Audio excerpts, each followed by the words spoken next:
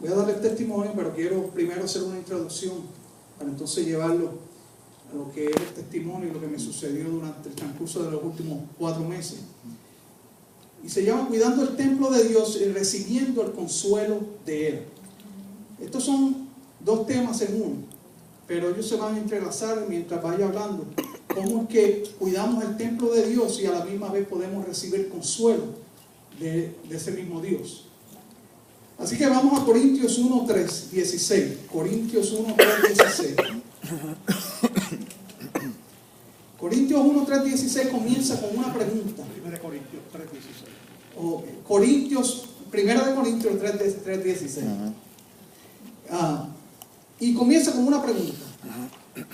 La pregunta dice: ¿no sabes que soy templo de Dios y que el Espíritu de Dios mora en nosotros? Dice la pregunta de nuevo: ¿no sabes que sois templo de Dios y que el Espíritu de Dios mora en nosotros? Ahora la pregunta que yo le hago a ustedes ahora es: ¿saben ustedes que ustedes son el templo de Dios? El 95% de ustedes va a decir que sí. Y si le hago la pregunta de una forma diferente, ¿verdaderamente usted sabe que es el templo de Dios? ¿Qué usted diría? Muchos dirían sí, pero realmente quizás el 50% de verdad lo sabe. Porque ser el templo de Dios significa vivencia. Ser cristiano es un estilo de vida. Pero cuando caminamos como cristianos, cuando tú miras realmente al pueblo de Dios, a veces uno se queda anonadado, se queda bobo, porque dice: de verdad ese es el templo de Dios. Estamos cuidando el templo de Dios como es. Sabemos que nosotros somos realmente el templo de Dios. Lo que pasa es que nos hemos criado de una forma. Mayormente el que viene del catolicismo. Yo vengo del catolicismo. Yo no critico ninguna religión, pero tengo que decirlo. Yo vengo del catolicismo, donde aprendí casi todo lo que aprendí de Dios y de la Biblia a través de lo que me decían, no de lo que aprendí en la Biblia. Entonces repetía todo lo que había. Si ahora yo le pregunto a ustedes, ¿cuántos de ustedes saben aunque sea una parte del Salmo 23?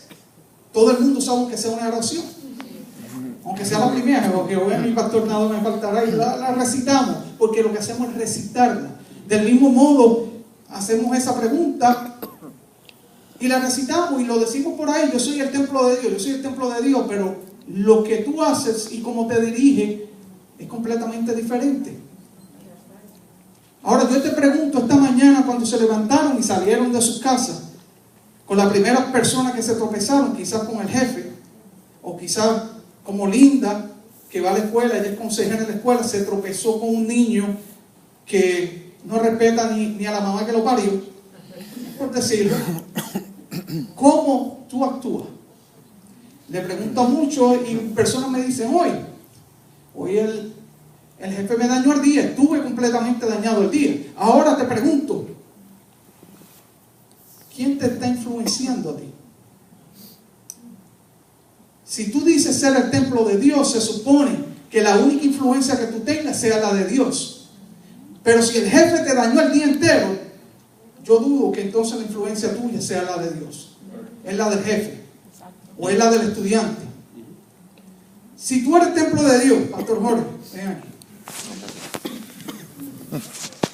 ¿Verdad? ¿Qué templo oscurito? Quédate.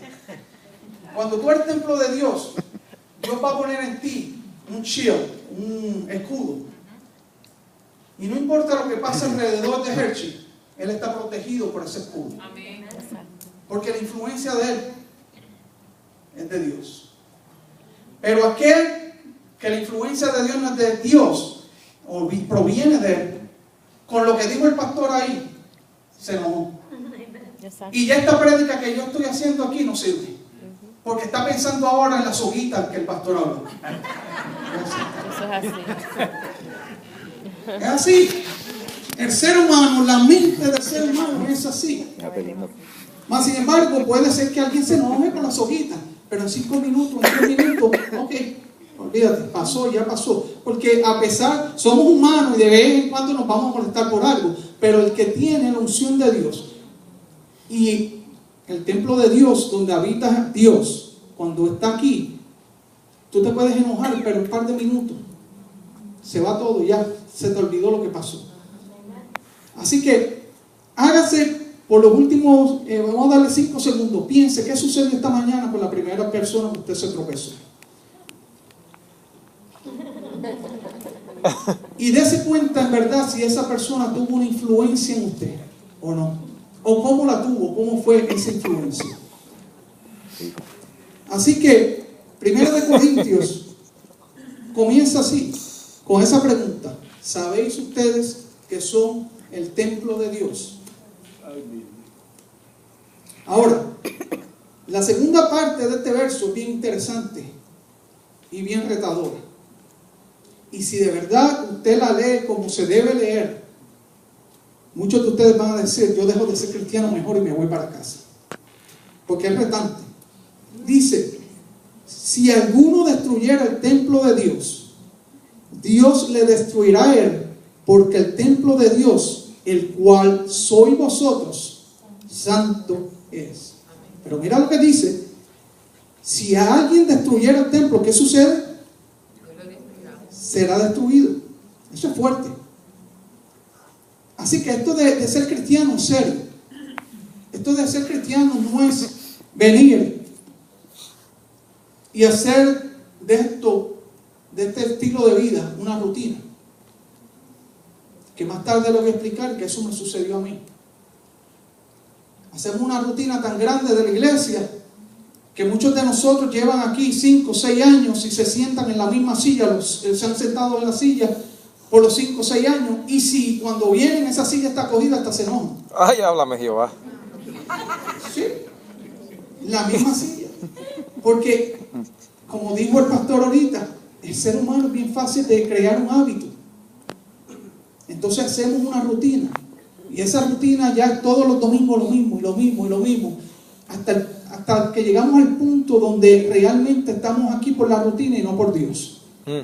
Y ahí es que nos desalineamos. Y comienzan a suceder cosas que Dios las va a permitir para llevarlos a ustedes a tener otro encuentro con Él. Wow.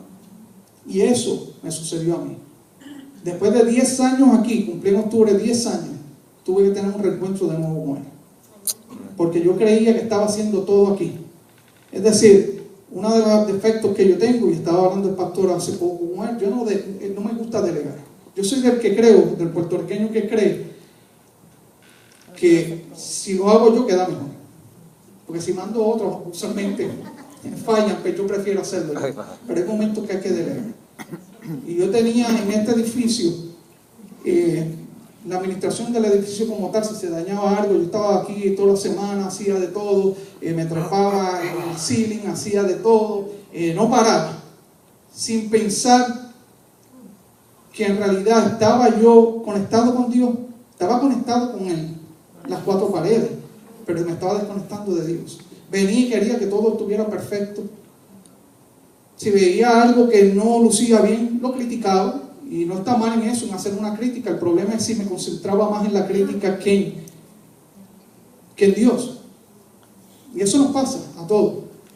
El problema es reconocer ese problema.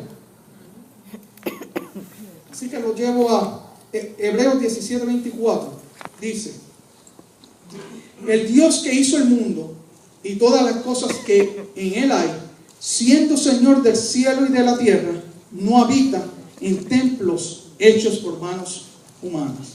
Es decir, Él habita en nosotros. Hechos. ¿Qué dije yo? Hebreo. Hechos 17:24. ¿Y qué dije? Hebreo. Mala mía. Hechos 17. Viste, yo cometo errores. Ahora que te das cuenta. Empieza con H también. Sí, perdónenme en esa. Y después estamos Romanos 8:9. Le voy a dar algunos versos porque quiero que ustedes vean exactamente de qué estamos hablando. Dice Romanos 8:9, mas vosotros no vivís según la carne, sino según el Espíritu, si es que el Espíritu de Dios mora en vosotros. Y si alguno no tiene el Espíritu de Cristo, no es de él. Si usted ve aquí se ha cometido un error en muchas personas que hablan de que somos el templo de Dios. Muchos creen que todo ser humano es templo de Dios y que Dios habita en todo ser humano. Y no es así. Aquí te dice, vamos a leer bien, te dice que Él va a morar en nosotros, pero hay una condición. Tú tienes que recibirlo como tu Salvador. Si tú no aceptas a Él como tu Salvador, entonces no puede morar en ti. Eso es. Entonces, no podemos decir que Él habita en todos los seres humanos. Porque yo no creo que si hablamos de los ISIS, Él habita en un lugar contaminado. Dios no habita en un lugar que está contaminado.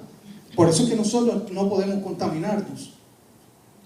Así que esto significa algo bien grande, y es una noticia que le voy a dar hoy. Usted no es dueño de su cuerpo. El dueño es Él. Usted es el que lo administra. Es decir, yo tengo un negocio, yo compro ese negocio y digo, yo no lo voy a atender, pero quiero que el pastor Jorge lo atienda. Le doy las llaves, tú estás encargado de ese negocio. Pero es mío. La administración va a depender de ti. Y si Él no hace bien, fuera. Busco a otro que lo sepa administrar. Profético. Ahora, wow. Si vemos, y es algo bien importante que tenemos que ver, que Dios siempre quiso estar al lado de su creación. Él quiso siempre habitar con su creación, con aquellos que Él creó. Le voy a dar 3 diferentes formas en que Él enseña que Él quiso habitar con nosotros. Primera forma, Génesis. Él crea a Adán y a Eva. ¿Dónde están ellos? En el huerto. Ellos están en una comunión constante con el Señor. Constante de que Adán se paraba ahí y decía Señor, y el Señor estaba aquí. Ahí es la primera vez donde Dios está habitando junto con el hombre. Claro está, hasta que el hombre peca. Cuando el hombre peca, entonces ahí hay una separación entre Adán y Dios. Ahí vemos la primera vez que vemos que Dios está habitando con el hombre. La segunda, coge el pueblo de Israel. Y ahora dice en Éxodo 26, 25, 26, donde habla del tabernáculo. Ahora Él manda a construir un tabernáculo, donde en ese tabernáculo Él va a habitar. Ahora Él está con el pueblo de Israel. Pero una vez más, el pueblo de Israel, que fue uno de los pueblos que más milagros vio, y los milagros más poderosos los vio el pueblo de Israel, prefieren seguir adorando ídolos y haciendo de la suya. Y Dios dice, no, este pueblo no se puede con él. Y ahí Él dice, vamos para la próxima, la tercera. Yo voy a mandar el único hijo, el hijo unigénito, hacer sacrificio en vida para el perdón de los pecados, y de este modo mandar el Consolador y yo poder habitar en cada uno de ellos. Y ahí es que viene el templo no hecho de manos, que somos tú y yo. Amén. Cada uno de nosotros. Ese fue el sacrificio máximo. Él quiere habitar con su creación. Él nos ama tanto que Él dice, yo tengo que estar con ellos.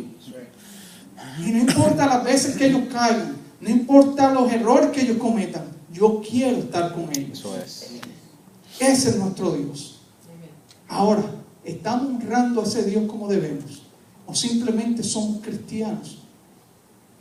Por decirlo de boca. Un cristiano no puede dejar contaminar su corazón. Pero también un cristiano no puede ser de contaminación para otro. Aquí hace un tiempo atrás, no hace mucho, 4 meses, 5 meses, se hizo algo. Todos los que trabajan aquí en ministerio, que son muchos, todos, tienen una responsabilidad. Primero, de cuidar el templo de Dios. Pero cuando todos los templos de Dios, que somos nosotros, nos unimos, todos nosotros somos un cuerpo, un solo cuerpo. Cuando ese cuerpo está reunido, lo que uno haga le afecta al otro del otro cuerpo. Es decir, podemos ser contaminados